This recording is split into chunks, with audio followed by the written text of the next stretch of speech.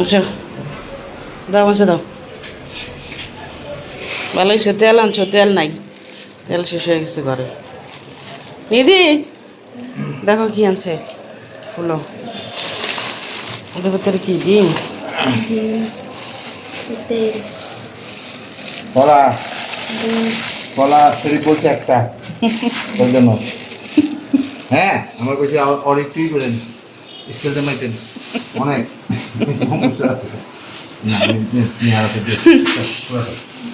এই যে দুজন মিলে এখন এরকম করবো। কেটে লাগাও। পুরোটাই দাদা আটা কয় কেজি আনছো? 3 কেজি। ভালো করছো, তেল লাগতো। আর আগের এই সকালে কলা আনছিল, এই কলা আটা শেষ হয়ে গেছিল, যে আটা নিয়ে আসছে। আসলে হলুদ মরিচ তো নাই, হলুদ মরিচ, জিরা গুঁড়া, আলু, পেঁয়াজ যেগুলো আনতে ঘরে শেষ হলে সব এক এক সময় শেষ হয়, বুঝছো? হলুদ মরিচ কিছু নাই, জিরা নাই, আলু নাই, পেঁয়াজ নাই। সকালে বাজার যাবা, কারেন্ট বসছো? কারেন্টও শেষ। বাজে এখন 12টা। দেখেন ওইখানে একটা রিক্সা প্রত্যেক দিন করে কি, এই রিক্সা চালকটা আইসা এখানে ঘুমায়, মশারি দিয়া ঘুমাইতেছে, মানে ঘুমানোর প্রস্তুতি নিতেছে। প্রত্যেকটা দিন আইসা ঘুমায় কিন্তু মশারি টাঙায় না। আজকে দেখলাম মশারি টাঙাইছে আর কি। তো দেখেন একটা পুরুষ সংসারের জন্য আমি মনে করি মৃত্যুর আগ পর্যন্ত সংগ্রাম করে যায় আর যুদ্ধ করে যায়। তার পরিবারটা হয়তো বুঝতেও পারবে না তার কষ্টটা। আসসালামু আলাইকুম, সবাই কেমন আছেন? আশা করছি ভালো আছেন। আলহামদুলিল্লাহ আমরাও ভালো আছি। এখন বাজে সকাল 10টা। সকাল 10টা থেকে আমার ব্লগটা শুরু করলাম, আশা করি আপনাদের ভালো লাগবে। এই যে দেখেন সকালের ওয়েদারটা, এই যে দেখাইতেছি, এই যে দেখেন ওই যে এখানে খালা এখন আবার শাক বিক্রি করা রেখে সবজি বিক্রি করতেছে। যাই হোক, আর গরম পড়ছে ভালোই, রোদ উঠছে। এখনো বাচ্চারা ঘুমাচ্ছে, কারণ বড় মেয়ের আজকে পরীক্ষা নাই, এর জন্য বেলা করে ঘুম থেকে উঠবে। আর আমি তো নিধিকে নিয়ে অনেক দিন ধরে স্কুলে যাচ্ছি না, এখন ভাবছি যে পরশুদিন থেকে যাব, কারণ আবার পরীক্ষা শুরু হয়ে যাবে। কারণ স্কুলে যদি রেগুলার না যায় তাহলে পড়ালেখার অনেক ডিস্টার্ব হবে, মানে পড়ালেখা অনেক সমস্যা হবে, পরীক্ষার সময় তো পারবে না। তো যাই হোক, আজকে সকাল থেকে ব্লগটা শুরু করলাম, আশা করছি আপনাদের ভালো লাগবে। আর হ্যাঁ, যদি ভালো লাগে আমার চ্যানেলটা সাবস্ক্রাইব করবেন, লাইক করবেন, কমেন্ট করবেন, শেয়ার করবেন। তো চলেন আমার সাথে আজকে কি করি সেটা আপনাদের সাথে শেয়ার করব। আর এই যে এখানে দেখেন কলা আনছে, মেয়ে কলা খাইতে চাইছে, এই জন্য কলা আনছে। আর এখন একটু কলার দামটা মনে হয় কম। আর আটা শেষ হয়ে গেছিলো, আটা আনছে। আর এই যেখানে তেলও শেষ হয়ে গেছিলো, তেল আনছে। আর এই যে ডিম আনছে। নাস্তা বানাই, এখন ওরা সবাই ঘুমাইতেছে, আমার একা একা নাস্তা খাইতে ভালো লাগে না। ওরা উঠবে, তারপরে দেখা যায় নেহানিতে একটু বেলা করে উঠবে, কিন্তু নেহার বাবা উঠে যাবে আরেকটু পরে, ওর সাথে দুজন মিলে একসাথে নাস্তা খাবো। তো এখন নাস্তা বানাবো।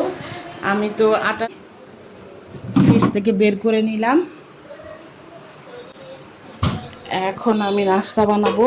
আমি নাস্তা বানাইতে বানাইতে নিধির বাবা উঠে যাবে, কারণ নিধির বাবা এত বেলা পর্যন্ত ঘুমায় না। এই যে দেখেন ডো করে রাখি, ডোটা করে রাখলে না প্রতিদিন আপনার। আসসালামু আলাইকুম, সবাই কেমন আছেন? আশা করছি ভালো, আলহামদুলিল্লাহ আমরাও ভালো আছি। তো গতকালকে রাতে তো আপনাদেরকে ভিডিও দেখাইলাম যে প্রত্যেকটা দিন সে রিস্কলা এসে এখানে ঘুমায়। তার ফ্যামিলি হয়তো জানেও না সে কত কষ্ট করে। রিস্কার ভিতরে কি ঘুমানো যায় বলেন? কত কষ্ট করে বেচারা রাত্রেবেলা ঘুমায়। আমি যখনই রাত্রেবেলা আমি ওয়াশরুমে যাই তখনই আমি দেখি। আর এখানে একটা নাইট গার্ড আছে, সেই নাইট গার্ডটা সারা রাত বসে থাকে, বৃদ্ধ লোক একটা। যাই হোক, প্রত্যেকটা মানুষেরই প্রত্যেকটা ভিন্ন ভিন্ন জীবন। মানুষের জীবন কি অদ্ভুত, তাই না? হোক এখানে নাস্তা বানাইলাম, এখন চায়ের জন্য পানি চড়াই দিলাম। আমি নাস্তা খাবো। নিধির বাবাকেও এরই মধ্যে ডাকলাম, ও আবার ঘুম থেকে উঠে ওয়াশরুমে গেল। তো ও মুখ টুক ধুয়ে আসার আগ পর্যন্ত দেখি আমি খাবো, আমার খিদা লেগে গেছে। বেলা এখন 10:30 বাজে। তো এই যে এখানে এখন ডিমগুলা রাখবো। গতকালকে যে নিধির বাবা ডিম আনছিল, ফ্রিজে একদমই ডিম ছিল না, তাই ভাবলাম যে ডিমগুলা ফ্রিজে রেখে দেই। গতকালকে রাত্রে আনছিল নিধির বাবা। তো আমি কলা দিয়ে নাস্তা খাবো।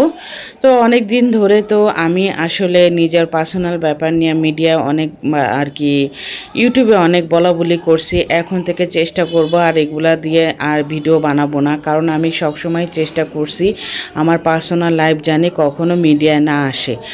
আর কিছু কমেন্টের জন্য আমি বাধ্য হয়েছি উত্তর দিতে। তো আমাকে এখন আর কমেন্ট করে না, যদি করে তাহলে আমি একটা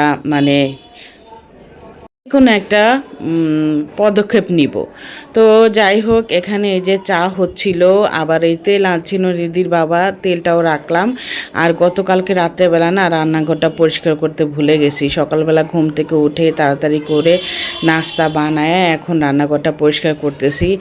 আর আমার না রান্নাঘর পরিষ্কার না থাকলে আমার ভালো লাগে না। তো যার যতটুকু আছে সে ততটুকু নিয়েই সন্তুষ্ট থাকা উচিত। হয়তো আপনাদের আমার রান্নাঘরটা ভালো নাও লাগতে পারে, কিন্তু আমার কাছে আমার এই রান্নাঘরটা খুবই ভালো লাগে। যাই হোক, আমি অল্পতেই সন্তুষ্ট হওয়ার চেষ্টা করি। অনেকে অনেক রকম স্বপ্ন দেখে, আমিও দেখি, কিন্তু অল্প দেখি। যেটা জানি আল্লাহ আমাকে স্বপ্ন পূরণ করার তৌফিক দান করে।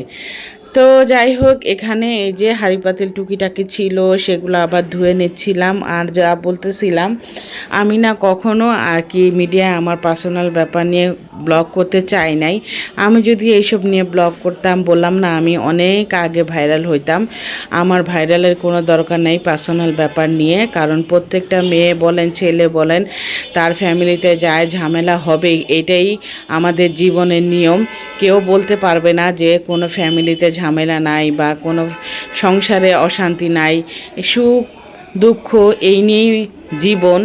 তো এখানে আবার চা বানাচ্ছিলাম, নিজের বাবাকে চা বানায় দিলাম। আমি আবার চা খাই না, মাঝে মধ্যে দেখা যায় ওর চা থেকে একটুখানি খাই। চা খাওয়া তো পুরা বাদ দিয়ে দিয়েছি, মাঝে মধ্যে দেখা যায় যদি একটু খাইতে মন চায় ওর চা থেকে একটুখানি খাই। তো এখানে বসে পড়লাম নাস্তা খাইতে। নিধির বাবা আবার আসতেছে, ও আবার মুখ ধুতে গেছে। তো এখানে আমি আবার একটা রুটি খাই। এখানে এই যে রুটিটা নিয়ে নিলাম, নিধির বাবাকেও রুটি দেওয়ার চেষ্টা করি। মাঝে মধ্যে দেখা যায় ওকে পরোটা দেই, কারণ ও একটু পরোটা পছন্দ করে, এর জন্য মাঝে মধ্যে দেওয়ার চেষ্টা করি। আজকে যেমন ওকে পরোটা বানাই দিছি, সপ্তাহে 1 দিন বা 2 দিন এরকম পরোটা দেই। আর বেশিরভাগই রুটি, দুজন মিলে রুটি খাওয়ারই চেষ্টা করি। তো এই যে আমি নাস্তা খাচ্ছিলাম আর নিধির বাবার সাথে কথা বলতেছিলাম। ও আবার বলল যে তুমি চা খাও, আমি আবার বললাম যে না আমি চা খাবো না, তুমি খাও। আর আমাদের মেয়েদের কিন্তু সকালবেলা ঘুম থেকে উঠলে টেনশন থাকে, বাচ্চারা কি খাবে, কি রান্না করব, সেটা নিয়ে একটা টেনশন থাকে। এই যে দেখেন আমি নাস্তা খাচ্ছিলাম আর টেনশন করতেছিলাম যে আজকে কি রান্না করব। ভাবছি যে আজকে কিছু রান্না করব না, হয় না অনেক সময় দেখা যায় অলসতা একটা দিন কাটে। আমার তেমনি আজকে না কিছু করতে ভালো লাগতেছে না। নিজের বাবাকে বলতেছিলাম, ও আবার বলল কিছু রান্না করো না, আলু চাপ ভাজো, আলুর কাবাবের মতো একটা আমরা ভাত দিয়ে আর কি খাই। আমার শাশুড়ির রেসিপি অনেক মজা লাগে, আমার শাশুড়ি এইভাবে বানাইতো। আসলে মুরব্বিরা যেগুলা করে সেগুলাই কিন্তু আমাদের প্রজন্ম থেকে প্রজন্ম চলে। তো আমি কিন্তু আমার শাশুড়ির হাতের রেসিপি অনেক সময় রান্না করে খাই। আমার মার হাতের রান্নাও আমি খাই, নিজে করে খাই, যেহেতু ওনারা নাই। ওনাদের হাতে তো চাইলেও খাইতে পারবো না, আর ওনাদের মতো কিন্তু আমাদের হয় না রান্না। এই যে এখানে দেখেন আলুর কোপ্তা ভেজে নিচ্ছি। এখানে আমি অনেক কিছু দেই, এখানে আদা রসুনের বাটা, পেঁয়াজের ব্রেস্তা, তারপরে দারচিনি গুঁড়া, তারপর কাঁচামরিচ, ডিম, এগুলা দিয়ে আর কি ভাজি। এখানে যদি একটু পুদিনা পাতা দেওয়া যায় তো আরও ভালো হইতো। আসলে ভাজার পর মনে হয়েছে যে আমার গাছেই তো পুদিনা পাতা আছে, আমি আসলে মনে ছিল না। অনেক সময় হয় না, আসলে মনে থাকে না। আমাদের মেয়েদের জীবনটা দেখেন, আমাদের যখন বিয়ে হয় তখন আমরা সংসার বাচ্চা কাচ্চা সামলায়া তখন বাবার বাড়ি যাইতে মন চাইলেও না যাইতে পারি না। আর যখন একটা সময় আসে যে বাবার বাড়ি যাইতে মন চায় বা বাবা মার কথা মনে পড়ে, তখন না বাবা মাই আমাদের জীবন থেকে হারায় যায়।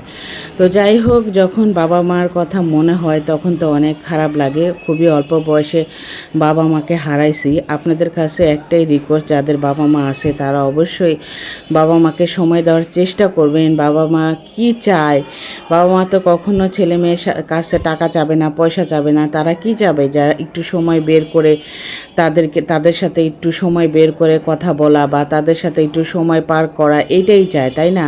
তো এইটাই কিন্তু আমরা অনেকে ব্যস্ততার কারণে দিতে পারি না। তো যাই হোক, এখানে দেখেন আজকে আমার ভালো লাগতেছে না রান্না করতে। আজকে যদি মা বেঁচে থাকতো তাহলে কিন্তু মাকে বলতাম যে তুমি তরকারি এনে দাও, রান্না করে দাও, আমাকে দিয়ে পাঠাও। মা কিন্তু তাই করতো, তাই না? যাই হোক, সবার মা বাবা যারা যারা মারা গেছে তাদেরকে আল্লাহ জান্নাতের সব স্থানে দান করুক, আমি সেই দোয়াই করি। আর যাদের মা বাবা এখনও বেঁচে আছে তাদেরকে আল্লাহ অনেক দীর্ঘ আয়ু দেউক। তো এখানে বিকালবেলা আবার নুডলস বানাচ্ছিলাম বাচ্চাদের জন্য। হইলেও কিন্তু একটা টেনশন থাকে যে বাচ্চাদের কি দিব, প্রত্যেকদিন একই খাবার না, খাইতে চায় না। তো আজকে ভাবলাম যে একটু নুডলস রান্না করে দেই। এখানে পেঁয়াজ দিয়ে ডিমটা ভেজে নিছি, তারপরে এখন নুডলসের মশলা সেগুলা দিয়ে দিছি। আমরা মেয়েরা দেখেন একটা সংসার করতে গেলে কিন্তু টাকা, আমি মনে করি আমাদের যুগে এরকম ছিল, এখনকার মেয়েদের তো দেখি অনেক রকম।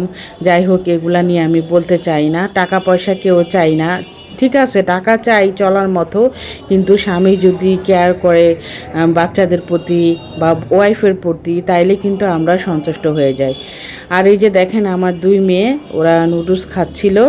তো আমি আবার ওদেরকে নুডলস বানাই দিয়ে নিজের জন্য একটু কফি বানাইতে গেছিলাম। আমি একটু ব্ল্যাক কফি খাই সন্ধ্যা হইলে। তো এখানে ওরা দুজন খাচ্ছিল, তো আমি আবার বললাম না কফি বানাইতে গেছিলাম, এসে তারপরে একটু টিভি দেখতেছিলাম।